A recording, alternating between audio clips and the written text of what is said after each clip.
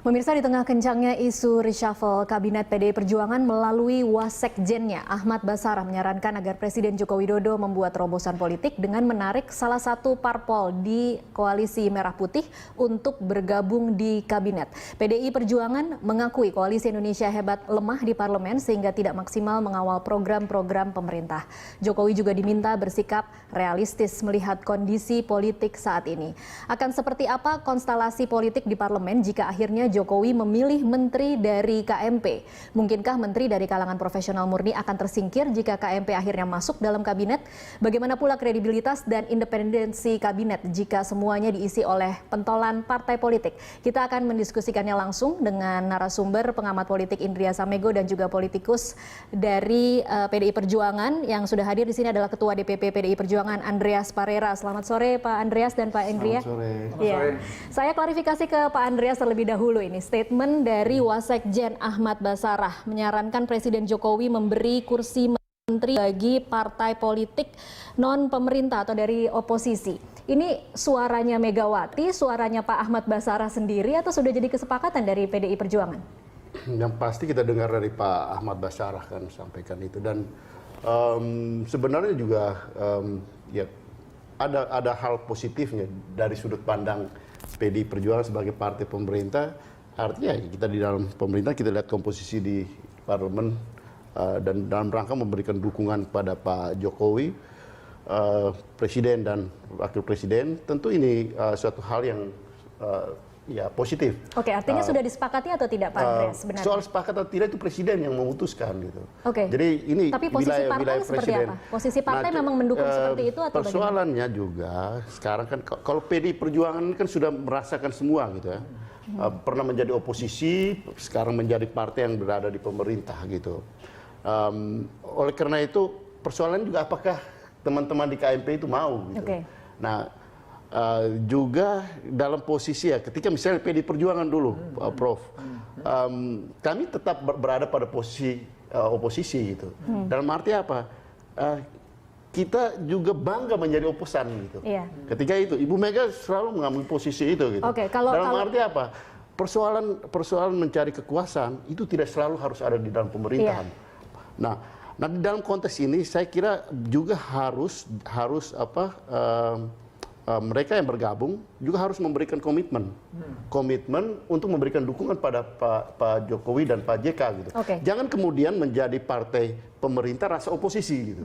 Nah ini yang terjadi pada periode yang lalu kan. Okay. Ada beberapa partai yang kita lihat ya dia partai pemerintah tapi rasanya seperti oposisi kayak permen nano-nano gitu kan. Okay. Kalau bicaranya seperti itu Pak Andreas artinya memang sudah ada partai dari KMP yang akan masuk ke dalam ini wacana yang harus kemudian kalau memang betul dilaksanakan harus clear.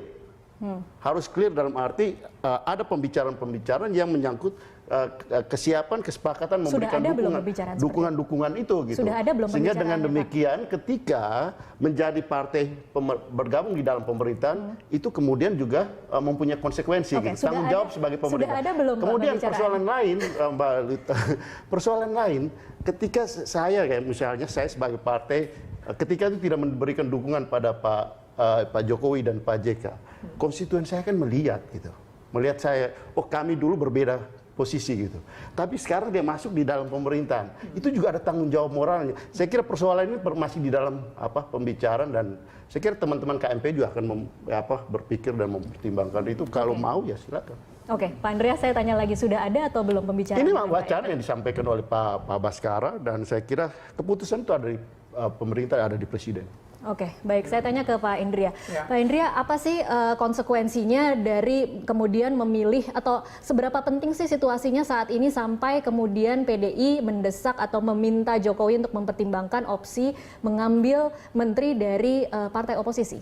Ya, pertama bahwa publik banyak yang menilai secara kritis bahwa pemerintah sekarang kurang mampu menjalankan fungsi-fungsinya secara efektif. Ya. Jadi antara lain koordinasi yang tidak jalan, kemudian ada kementerian-kementerian yang punya nomenklatur baru, organisasinya juga belum siap. Tetapi bukankah itu sebenarnya kemudian menjadi evaluasi pribadi-pribadi menteri itu, bukan masalah dukungan di parlemen? Enggak, itu dulu pertama objektif gitu ya, penilaian objektif. Yang kedua, bahwa saya dari dulu katakan kita ini bukan sistem parlementer, sistem kita presidensial.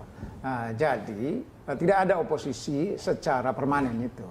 Yang ada adalah bahwa masing-masing anggota DPR sudah punya 3 fungsi. Ya, dia mengopos juga lewat pengawasan, ya, melakukan oposisi juga dari anggaran, juga melakukan oposisi di situ kalau memang tidak sejalan dengan nawacitanya kalau sekarang itu. Jadi menurut saya itu persoalan yang fleksibel, ya, bisa di luar, bisa di dalam, tergantung. Yang penting dia mewakili konstituen.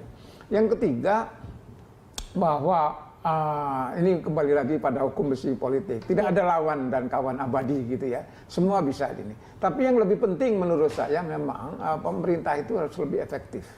Bagaimana pemerintah efektif? Antara lain dirasakan oleh Ahmad Baskara ini dan juga kawan-kawan yang lain melihat antara lain karena kalau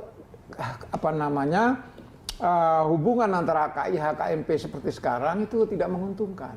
Nah, selalu ada oposisi permanen begitu.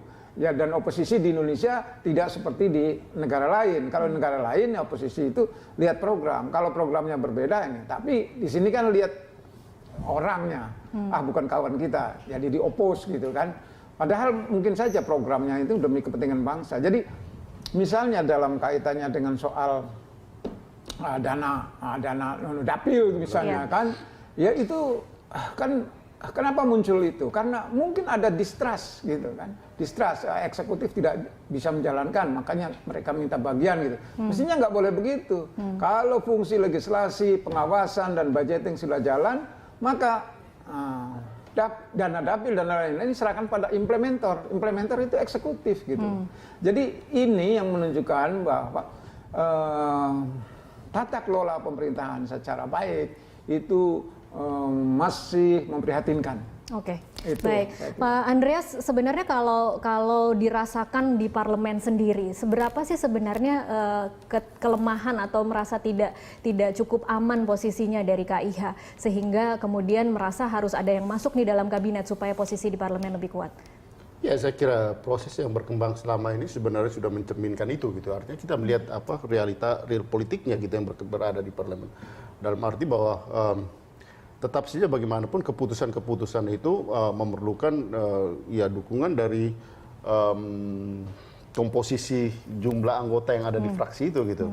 Sehingga kalau itu menjadi dalam posisi lebih baik atau lebih menguntungkan untuk partai-partai yang mendukung presiden dan pemerintahan ini, saya kira ini akan juga seperti yang tadi Prof. India menyampaikan bahwa ini akan juga memberikan lebih membuat pemerintahan menjadi lebih efektif, dalam arti keputusan-keputusan yang dibuat itu juga akan lebih mudah, lebih cepat, bukan lebih mudah tapi lebih cepat di dalam proses pengambilan keputusannya gitu, dan implementasinya gitu. Okay. Nah, itu poin pentingnya. Gitu. Oke, baik. Pak Indria, tapi kalau mungkin kita bisa kembali mereview beberapa yang berkonflik, beberapa kebijakan-kebijakan yang kemudian berkonflik di parlemen. Ada mungkin revisi Undang-Undang KPK, kemudian juga ada soal dana untuk parpol. Itu semua kan sebenarnya diusulkan bukan justru dari PDI Perjuangan sendiri. Iya. Jadi kan kita semua tahu bahwa... Jadi seperti blundernya sebenarnya ada di dalam PDI Perjuangan, tetapi kemudian minta bantuan dari partai lain untuk masuk ke dalam kabinet. Saya tidak melihat bahwa itu persoalan itu dibebankan pada PDI Perjuangan, tapi memang ini akibat dari dikotomi atau konflik antara KIH, KMP pasca pemilu presiden yang lalu itu mengakibatkan tidak terlalu mudah untuk disepakati sebuah program. Selalu ada yang tadi Pak Andreas juga sudah akui bahwa ada upaya-upaya melakukan delegitimasi gitu, sehingga tidak efektif pembuatan keputusan ini, terganggu terus. Sebaliknya juga begitu. Misalnya gagasan tentang revisi ke Undang-Undang 2002 KPK itu juga menghadapi